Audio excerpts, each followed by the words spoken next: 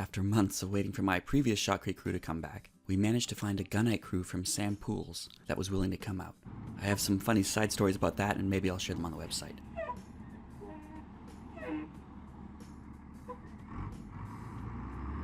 The day before we were to shoot, the supplies arrived. Dump trucks full of sand, and lots of pallets of cement, hoses, etc.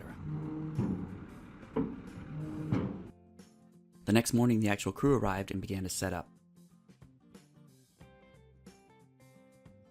The only change they wanted to make was to add some wood sides to the eyebrows, and that didn't take them long.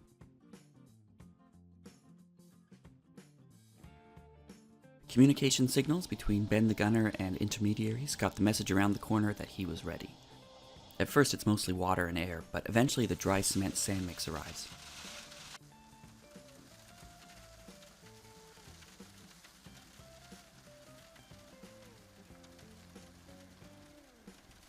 I guess it took a bit longer than expected to spool up, but pretty soon, and the gunite fun begins.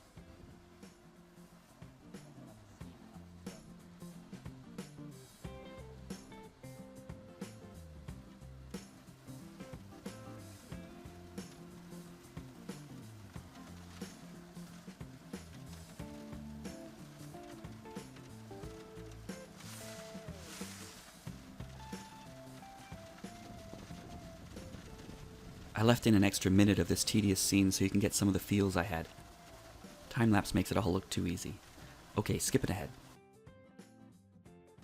On this side of the lathen screen you can see that only a small amount of the fine gunite blows through. Maybe a bit more in the gap between the wood and the lath. Just a minor difference, but with the shotcrete there was no cement blowing through at all. I'll link to the bedroom shotcrete video for comparison. From there they did a quick trip around the house, taking care of the first couple feet the whole way around.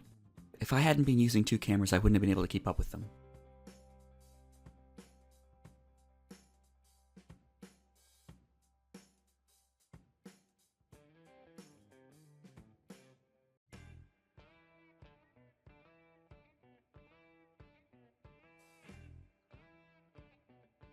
After the gunner does his thing, the rest of the crew come through and cut the excess off the walls and shovel it away. Scott did a great job on the finish work, even though I told him that section would be hidden behind the stairs.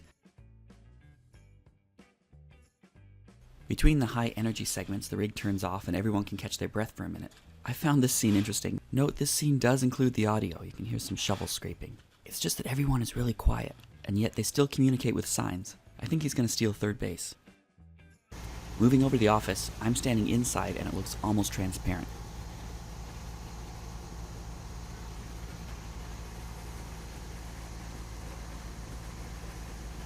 But as I said earlier, this gunite is finer than the shotcrete and some still comes through, so time to get out.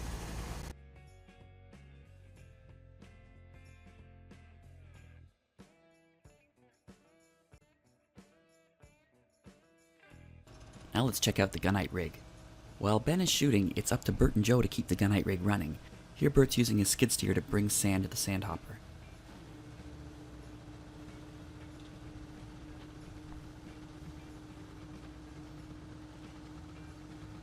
Meanwhile, Joe's dumped some cement into the cement hopper.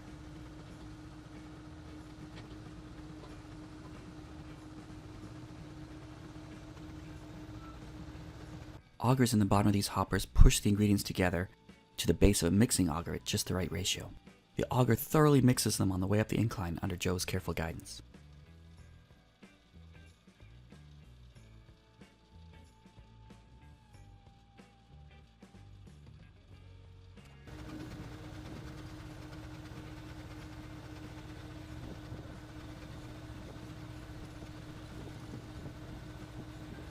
At the top end, the mix falls through a screen and into the pumping section.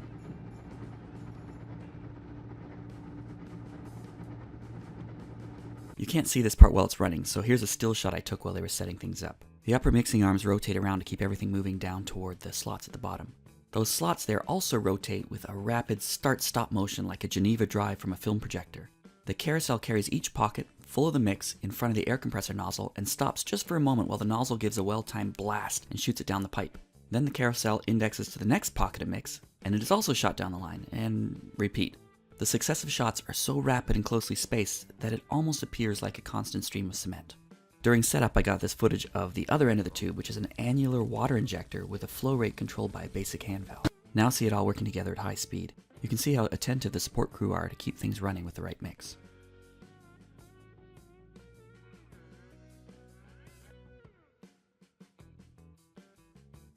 And finally, here's the nozzle in action.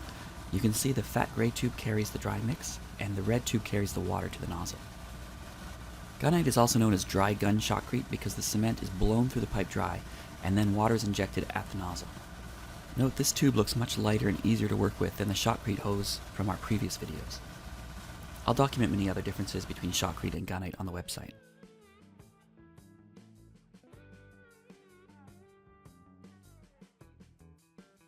Here Carlos is cleaning up the rebound before it can harden. We really appreciate that. The second pass, and they add a couple more feet of gunite all the way around. Here Carlos is cleaning up the wall and I jump in to help find the electrical outlets based on pics on my phone. And more timely cleanup.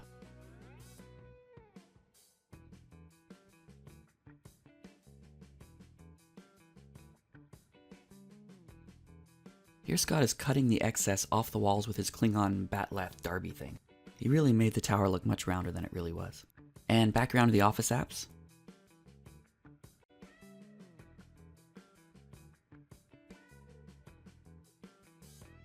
Scott was a master with the trowels. I actually felt really bad that we were going to bury his work. For comparison, go back and watch how rough the shotcrete crew left the bedrooms or garage. There's really no comparison.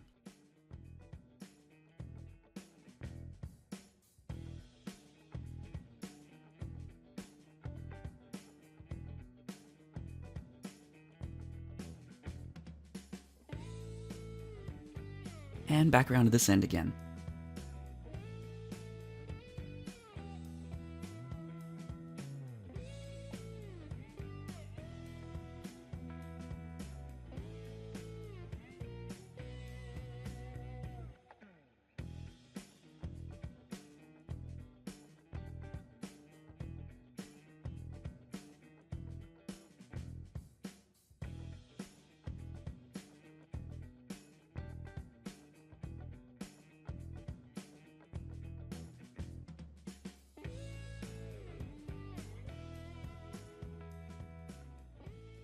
Back to the office, and the crew was about to make me very nervous. They wanted to shoot the top of the vault before the midsection.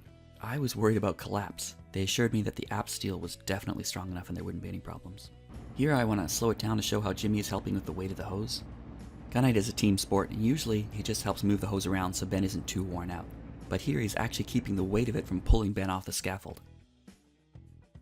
I noticed that they let him rest after that, and Carlos took the hose load for the far end on the fourth pass.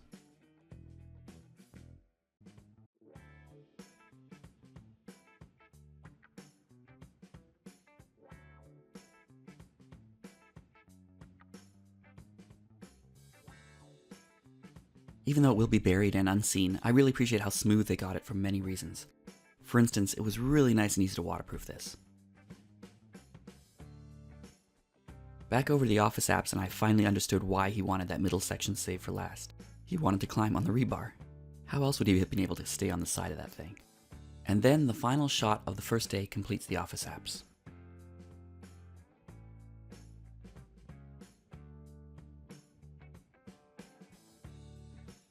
This was on a Friday, so the guys cleaned up really well.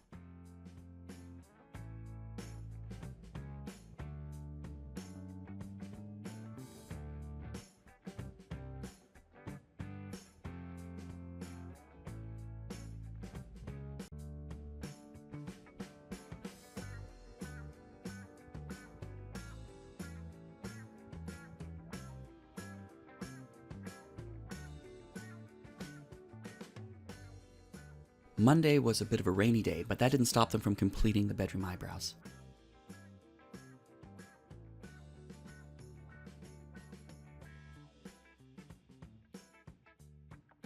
That smoke in the background is a fire they were using to burn up the cement bags as they worked.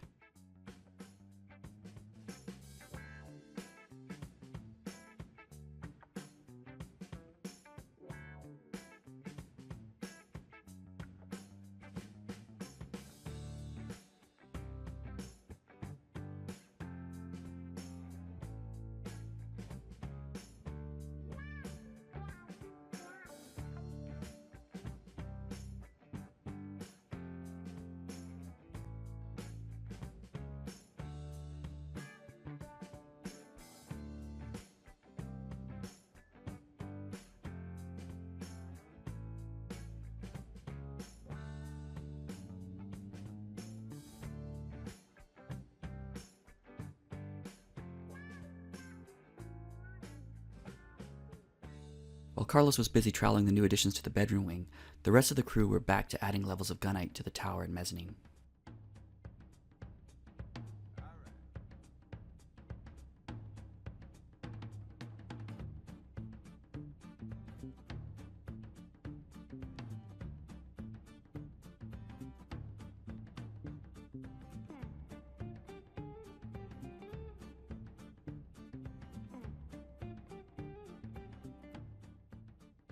The creative use of ladders worked for a while, but eventually it was time to switch to scaffolding.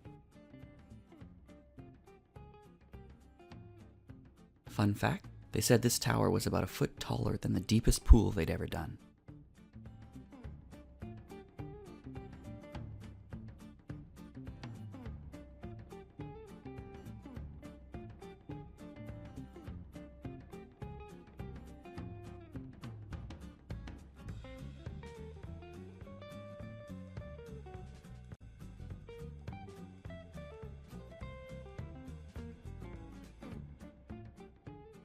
For some reason, for this round of Gunite, the camera got pretty messy. I wiped it off for the finish work, but it's pretty clear that I'll have to film the last section from much further away.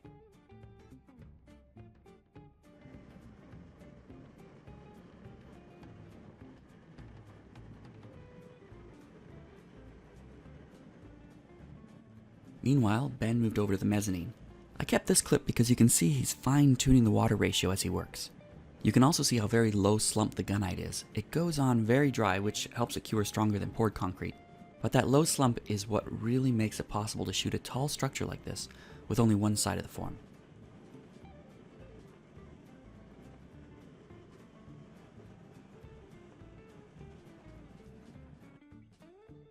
Meanwhile, Scott was cleaning up the tower.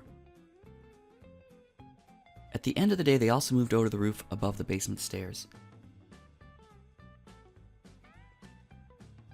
Carlos started by smoothing it to a nice hump, but I interrupted him to explain that I needed at least a 6-inch ledge to build the next vault on. He very nicely and precisely cut it out for me.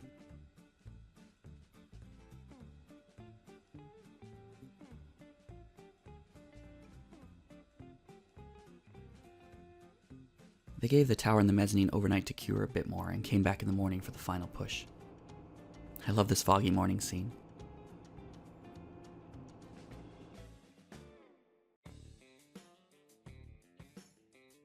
All that remained was the top few feet of the mezzanine and tower, so it didn't take them long to wrap it up and then clean up and pack up.